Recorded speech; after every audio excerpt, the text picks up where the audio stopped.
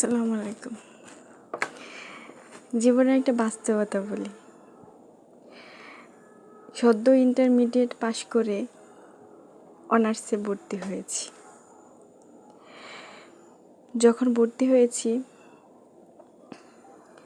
তখন মনে খুব আনন্দ। জীবনে প্রথম অনার্সে ভর্তি হয়েছি, এটাই আমার জীবনের শেষ অধ্যায়।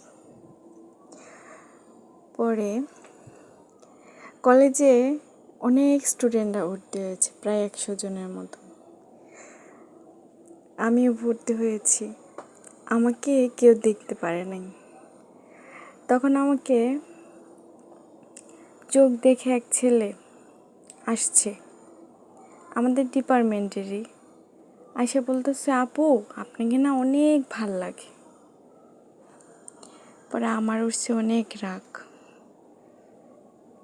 আমার রাগ উঠছে এই কারণেই, আমি ছেলেদেরকে সহ্য করতে পারি না, ছেলেদের দেখলে আমার রাগ ওঠে। পরে আমি বললাম, ভাইয়া এই কমন ডায়লগটা কাকে কাকে বলছেন? তখন ছেলেটা বলতেছে, না আমি কাউকে বলি নাই, শুধু আপনাকে বলছি। আমি কই, চাপাবাজি ছাড়েন, ভালো হইয়া পড়াশোনা করতে আসেন। যেহেতু আপনি অনার্সে ভর্তি হয়েছেন প্রথম, এখন অনেকটা ধাপ আছে, আপনি অপেক্ষা করেন।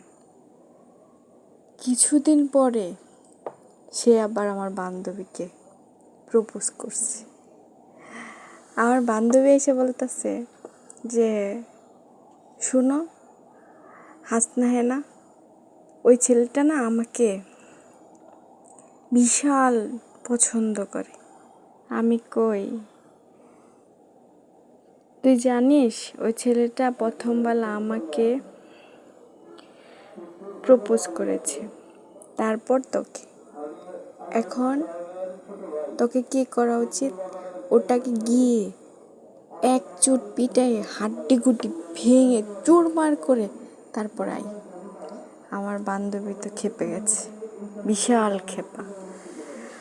আমি আর কি করব, আমি এখানে দাঁড়িয়ে দাঁড়িয়ে মজা নিচ্ছি। জীবনে ফার্স্ট একটা চিটার বাটপার পাইছিলাম। এখন যদি আমি রাজি হয়ে যেতাম তাহলে কি হতো?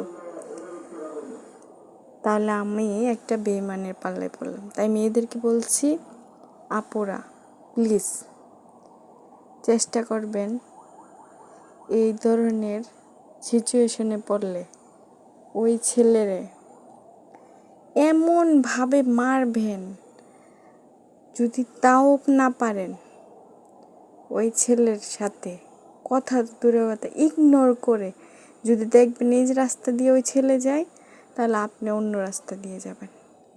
তাহলেই জীবনে কিছু করতে পারবেন এবং সফল হতে পারবেন। আশা করি আপনি আমার কথাটা বুঝতে পেরেছেন।